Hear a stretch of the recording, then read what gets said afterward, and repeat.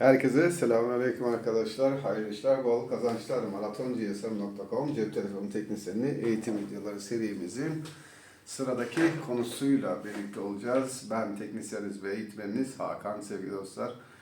Maratoncsm.com İstanbul Sultanbeyli'de hem tüm Türkiye'ye teknik servis hizmetleri veriyor, kargo aracılığıyla gelen işleri yapıyor. Hem de gerek ofisimizde bizzat benden eğitim alabilirsiniz. Gerekse şu an bu videoda izlediğiniz gibi YouTube kanalımızda bulunan eğitim videolarımızdan faydalanabilirsiniz sevgili dostlar. Bu hatırlatmayı yaptıktan sonra şimdiki dersimizin konusu sevgili dostlar. Aha da bu. Neydi bu? Sıcak hava istasyonumuz sevgili dostlar. En değerli ekipmanlarımızdan bizim sağ kolumuz, sol kolumuz ve olmazsa olmazlarımızdan bir numaradaki yerini alan sıcak hava istasyonumuz sevgili dostlar. Burada gördüğünüz sıcak havanın marka modelini daha önceki videoda belirttim. Yine söyleyeyim. Kordak 952 şu anda bulamazsınız. Benim gibi eski model arkadaşlar. Öyle söyleyeyim. Eski model ama çok sağlam, çok kıyak bir makinedir. Yakalarsanız alabilirsiniz. Şimdi sıcak hava istasyonlarından bahsedelim şöyle bir. Bütün sıcak hava istasyonları arkadaşlar ya sadece tek bir sıcak hava üfleme yapar ya da aynı anda hem havlu kalemi bulunur, lehim yapabilirsiniz hem de sıcak hava ile çalışmanız gereken yerlerde size istediğiniz derecede, istediğiniz üfleme hızında sıcak hava üflemeye yarayan ekipmanlarımızın başında gelen bir ekipman sevgili dostlar. Hangisini alırsanız alın, hepsi aynı işi yapıyor ama kendine göre özel fonksiyonları var. İşte kimisini buraya sıcak hava tabancasını koyduğunda otomatik kapanıyor. Veya bunu buradan aldığında yine aynı şekil otomatik çalışanı var. Şuradaki gibi 1, 2, 3 tane istediğin sıcaklığa ayarlayanı var. Kısa sürede istediğin sıcaklığa geleni var. Var oğlu var arkadaşlar. Bütçenizle alakalı herhangi birini almanız yeterli. En ucuzunu da alsanız işinizi görür. Sadece dikkat edeceğimiz bunlar da sevgili dostlar. Ne demiştik? Masada şöyle bir ağırlığı olsun. Ufak tefek olursa çabuk bozulur. Onu söyleyebilirim. Genel yapıları itibariyle bu şekilde görevleri var ve sıcak hava istasyonunun hem havyası hem de ne demiştik? Sıcak hava tabancası var arkadaşlar. Sen hangisini alırsan al, ortalama 2000 TL'den 20.000 TL'ye kadar şu anki fiyatları var. Bütçenle alakalı, ihtiyacınla alakalı. Olmuşken iyisi olsun diye bir şey düşünmeyin. Yani fazla pahalı da olsa yapacağın iş aynı iş. Yani şöyle söyleyeyim. Bir yerden bir yere bir nakliye bir tane valiz götüreceksin. Arabanın bagajında da götürebilirsin. Bir tane Hacı Murat'ın bagajında da götürebilirsin. Bir tane tırın dorsesine koyup oradan da götürebilirsin. Ama götüreceğin şey yine aynı şeydir. Bir tane valizdir diyelim. Haliyle bunun da yaptığı iş, en kralının da yaptığı iş aynı arkadaşlar. O yüzden bütçe, fiyat, performans sizin tercihinize kalsın. Tamam mıyız? Buraya kadar mutabıkız. Şimdi sıcak havayı nerelerde kullanırız? Entegrelerde, konnektörlerde, havyanın sadece ucuyla değip yapamadığımız her yerde kullanabiliriz arkadaşlar. Havyanın da sıcak havanın da görevi her ikisinin de ilgili parçayı ya yerine tutturmak, montajını yapmak yani SMD parçanın ya da sökmek nihayetinde. Havya kaleminin ise görevi malum lehim yapmak arkadaşlar. Ne dedik? Bizim işimiz sıcak hava lehim ve flux üzerinde dönüyor arkadaşlar. İşte işimizin, mesleğimizin, elektronik aşıklarının, cep telefonu teknisyeni olmak isteyenlerin işi tamamen havya, lehim ve sıcak hava üzerinde dönüyor. O yüzden bu makineleri iyi tanımanız lazım. Aldığınız makineyi iyi tanımanız lazım. Görevini bilmeniz lazım. Aynı zamanda da bununla neler yapabilirsiniz ve nasıl tutacaksınız, nasıl kullanacaksınız onu bilmeniz lazım. O yüzden buradasınız. Ben de o yüzden buradayım arkadaşlar. Şimdi bahsedelim. Birincisi sıcak hava kısmından sadece bahsedeceğim. Öncelikle anlayabilmeniz açısından. Sıcak havanın bir açma kapama düğmesi var arkadaşlar. Sizin makineniz burada olur, sağında olur, solunda olur. Fark etmez. Açma kapama on-off düğmesini açtıktan sonra artık sizi ilgilendiren sıcak havada iki tane düğmeniz daha var. Kimisi dijitaldir, kimisi benimki gibi çevirmeli olabilir. Fark etmez. Ama yaptığımız iş aynı. Peki ne yapıyoruz biz burada? Şimdi dursun, sayacı görüyorsunuz. 280, 290. Kaçta bıraktıysam ben veya siz oraya kadar ısınacak. İlk başta yapacağı iş bu. Devam edelim. Isınsın bakalım. Kaçta bırakmışız? Tahminen 361'e geldi. Evet. 361 derece sıcak havanın hangi ağzından, gagasından çıkan, daha doğrusu nozzle'ından çıkan, adını boş verin, nozzle diye geçiyor, borusundan çıkan sıcak havamızın, tabancamızdan çıkan havanın sıcaklığı şu anda ayarlamış olduğumuz 360 derece. Genel yapı itibariyle her neyi sökecek veya takacaksak, istisnalar hariç, 360, 370, 350, 360, 370 arasında söker ve takabilirsiniz. Buraya kadar mutabık mıyız? Ortalama olarak da ben size direktmen söyleyeyim, 360 ile 370 arasındaki her sıcaklığı kullanabilirsiniz. 350'de biraz daha işi zor olur, biraz da uzun sürer. Bunda da mutabıkız. Örneğin şarj soketi sökeceksin, 360'da sökersin. Entegre sökeceksin, yine 360'da sökersin gibi. Anlatabildim mi? Şimdi bunun sıcaklığını gerek dijital olabilir dediğim gibi, gerekse manuel kadranlı olabilir benimkisi gibi. Çevirdiğimizde bir taraf aşağı düşer, yani sıcaklığın derecesini düşürebiliriz veya ok işaretiyle separatörde olduğu gibi daha önce gördük.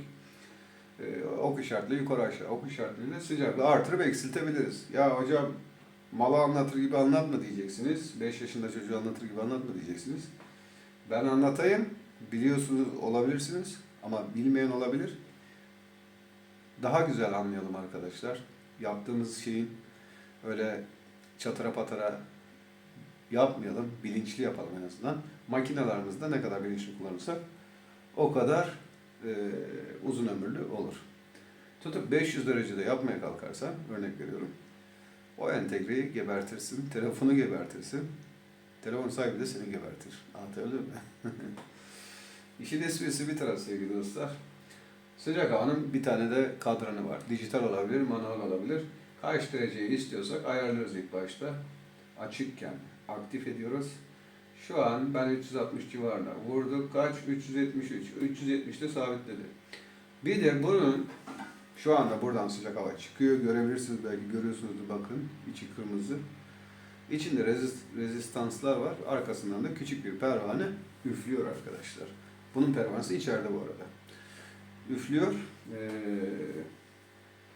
Bunun havanın çıkış taziği var arkadaşlar. İşte 10, 20, 30, 40, 50, 60, 70, 80 diye yazabilir veya 1, 2, 3, 4, 5, 6, 7, 8 diye de yazabilir. Dijital veya manuel fark etmez. Bir de bu üflemenin taziğini, yani hızını, rüzgarın hızını, rüzgar diyorum, sıcak havanın hızını istediğin hani tazikli veya yavaş şekilde çıkmasını sağlayan bir tane de hız ayar düğmemiz var arkadaşlar. Benimkini böyle sağa sola çevirmeli. Bunun herhangi bir göstergesi yok. Buradan kendin anlıyorsun zaten. Makinanda da anlayacaksın. Aldığın makinede. Hız ayar, üfleme hızı ayar düğmemiz var arkadaşlar. Şimdi bu sıcak havayı nasıl tutacağız? Öncelikle bunu bilmemiz gerekiyor. Yani çalışırken nasıl tutacağız? Öncelikle bunu anlayalım. Yazıyı hangi elinle yazıyorsan kardeşim, ben mesela sağ elimle yazıyı yazıyorum, sol elinle sıcak havayı tutacaksın çalışırken her zaman. Diğer türlü ters çalışmış olursun, rahat çalışamazsın, hatta iş yapamazsın.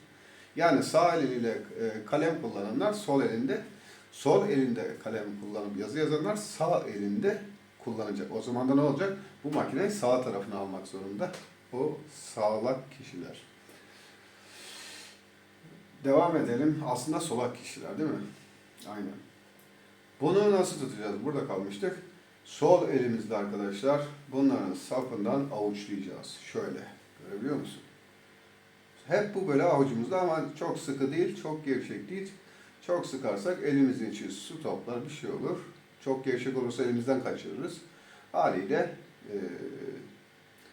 ne gevşek, düşmeyecek kadar sıkı, bizi bunaltmayacak kadar da elimiz sakin tutacak arkadaşlar. Şimdi şöyle biraz daha kenara çekileyim. Örnek bir anakartı orada görüyorsunuz. Ben tutuş şeklini anlatacağım size sevgili dostlar. Bunu böyle tuttuktan sonra şunu şuraya koyayım, anlatayım öncelikle. Masanın kenarına sevgili dostlar şu dirseğimizi koyacağız. Tamam mıyız? Masanın kenarına dirseğimizi koyacağız sevgili dostlar. Şöyle bir şeye bakayım. Tamam. Dükkanın kepengini kapatmış mıyım, kapatmamış mıyım? Ona baktım arkadaşlar. Kapalıymış. Şimdi ne dedik? Avuçluyoruz birincisi tabancasını, sıcak havanın. İkincisi bunu bileğimizin şurasını masanın kenarına koyacağız arkadaşlar. Neden? Şimdi çevirmemiz gerektiği durumlarda çevirerek ısıtma yapmamız gerekiyor. Öğrencilerimde çok görüyorum. Şöyle bileğini çeviriyor arkadaşlar. Tamam mı? Böyle. Kolunu buraya koyuyor ama bileğini çeviriyor. Bileğini çevirmeyeceksin. Tamam mı? Bileğini çevirdiğinde ne oluyor? Gör. Gözünle gör hatta. Bak. Bileğimi çevirerek yapacağım hareketi. Çizdiğim daire, elips, yuvarlak neyse kimi yerde alçak, kimi yerde yüksek oluyor. Haliyle anakartı ısıtırken ilgili yeri o yükseklik kimi yerde alçalıyor, kimi yerde yükseliyor. Yani şöyle bir balanslı araba tekeri gibi döndürmüş oluyoruz. Ama bunu hep aynı yükseklikte çevirmek için bileğimizin, kolumuzun etiyle döneceğiz. Bilek sabit duracak. Şu hareket olmayacak. Böylelikle biz şöyle göstereyim. Buradaki çevirdiğimiz yuvarlak hep aynı yükseklik, aynı bıraktığımız yerde durur arkadaşlar. Hiçbir şekilde ne yapmayız? Kimi yeri az, kimi yeri çok ısıtırız eğer bilekten çevirirsek. Ama benim dediğim şekilde kolumuzun bu etinden çevirirsek, şöyle değirmen taşı çevirir gibi ne olur? Çizdiğimiz daire hep aynı yükseklikte döner. Uçan daire gibi düşün. Aynı yükseklikte döner. O zaman sen aynı mesafeden hep aynı eşit oranda ısıtırsın. Doğru yapılması, tutulması gereken şekil bu şekilde. Rüzgarı artırırsak, örnek veriyorum. Bizim o çalışma mesafemiz diyelim ki 2 santimde çalışıyoruz veya 3 santimde. Yani 3 santim tabancamızın ucuyla, tamam mı? Tabancamızın ucuyla anakartın arasında 3 santim boşluk var. Isıtıyoruz, bir şey sökeceğiz veya takacağız. Rüzgarı artırırsak oraya vuran sıcak havanın basınç miktarı artar. Haliyle daha seri bombardımana, ısı bombardımanına tutar.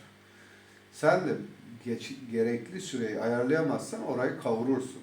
Aynı zamanda da bir suyu hortumdan çıkan suyun ucunu sıkın, örnek veriyorum, bir yere serptirdiğinde, tuttuğunda daha çok dışarıya dağılır. O suyun çarptıktan sonraki çarpışıyla birlikte oluşan dağılım daha çok olur. İşte sıcak havada da aynısı geçerli. Biz sadece oradaki hedef aldığımız gerek entegre gerek komponent neyse oraya onun çapı kadar yeri ısıtacağız. Tamam, ısı sıcaklık yayılıyor her tarafa ama o rüzgarı tazyini az yaparsak bu sefer sadece o parçayı ısıtırız ve yakınlarını ısıtırız. Anlatabiliyor muyum? Ona dikkat edeceğiz. Yani rüzgarın hızını artırdık diyelim, tazyini artırdım. Bu sefer buradaki 3 santimlik mesafe örnek veriyorum. Daha yukarıdan vereceksin. Daha yukarıdan verdiğinde ise daha geniş bir alanı ısıtacaksın. Isıtmış olursun. Anlatabiliyor muyum? Yani mesafe ile rüzgarın tazyini doğru ayarlamak gerekiyor. İlgili parçayı düzgün sökebilmek için. Sıcaklığı fazla verirsen ilgili parça zarar görür. Az verirsen geç ısınır, hatta ısıtamazsın, sökemezsin. Sökemezsen de asılırsın, kopartırsın bu sefer, yine zarar verirsin. Sıcak havanın önemi ve birincisi tutuş, ikincisi hedefimiz, entegre komponent ne varsa hedefimizle arasındaki mesafe önemli olan. Diğeri de üfleme hızımız arkadaşlar. O yüzden ortalama, bak ben 3,5, 35 de olabilir sizin makinenizde. 3,5 üfleme hızında 3 ile 4 arası. Öyle söyleyeyim, not alabilirsin hatta bunu. Not almazsan da sorun yok, orada var, izleyebilirsin yine. 3 ile 4 arası bir şeyi söküp takacaksak, ileride yine tek tek zaten yaparken göreceksiniz. Üfleme hızını falan söyleyeceğim. Ona göre yapacaksınız zaten. 3 ile 4 arası, bunu yazmana gerek yok. Gerekli yerde ben zaten söyleyeceğim. Hangi parça sökerken, hangi mesafede, hangi sıcaklıkta ve hangi üfleme hızında olduğunu zaten belirteceğim arkadaşlar.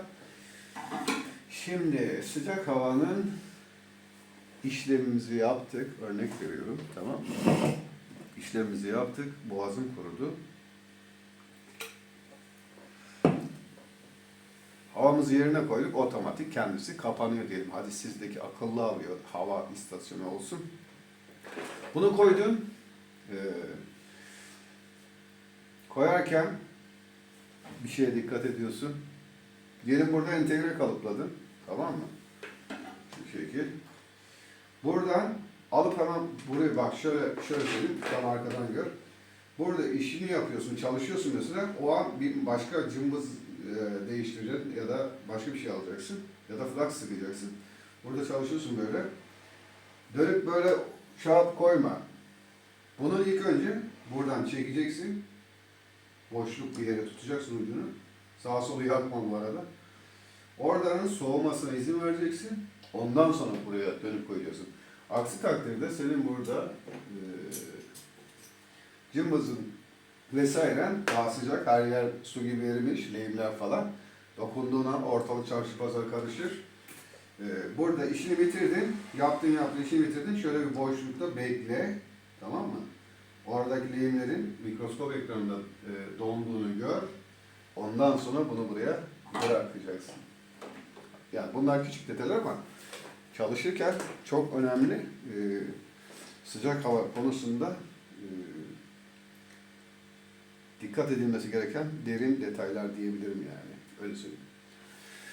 Sıcak hava konusunda başka size anlatabileceğim şu anda makine konusunda ve bu sıcak hava istasyonu konusunda anlatabileceğim bir şey yok.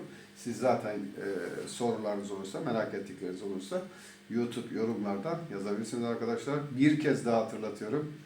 WhatsApp'ım veya telefonumdan beni rahatsız etmeyin arkadaşlar. Çünkü benim iş hayatım var, özel hayatım var. Buradaki olaylar burada kalacak. İş işte kalmalı. Öyle söyleyeyim. Anlatabiliyor muyum? Çünkü yoğun bir rehberim var. Herkes birer soru sorduğunda, sorusunun akabinde de 5-10 satır yazdığında veya aradığında benim bugün yaşamam için gerekli olan, çalışmam için gerekli olan, ekmeğimi kazanmak için gerekli olan zamanım kısıtlı arkadaşlar. Herkes beni 10'ar dakika yolasa 20 kişide zaten gün bitti. Anlatabiliyor muyum? O yüzden ben müsait olduğumda yorumlardan sizin mesajlarınızı görüyorum. Yorumları görüyorum. Zaten cevaplıyorum. Olay bu şekilde. Bunu da hatırlatmış olayım. Makinamızı tanıttık arkadaşlar. Bir sonraki videomuzda da Havya ve Havya'nın olaylarını inceleyelim. Ondan sonra da artık anakarta şarj soketinden işlemciye kadar yardıralım diyorum. Hep birlikte büyük bir maratona çıktık. Buradaki arşivi bundan sonra silmeyeceğim arkadaşlar. Onun garantisini verebilirim. Bu arşivi de dev bir ansiklopedi gibi envai çeşit telefonla alakalı, tamirle alakalı daha doğrusu bildiklerimi buraya çekip koyacağım. Sizlerin sevgisi, desteği ve duasıyla da hep beraber yürüyeceğiz arkadaşlar. İsmimizi altın harflerle bu sektöre yazdıralım bakalım. Bir sonraki videoda görüşmek üzere. Allah'a emanet olun.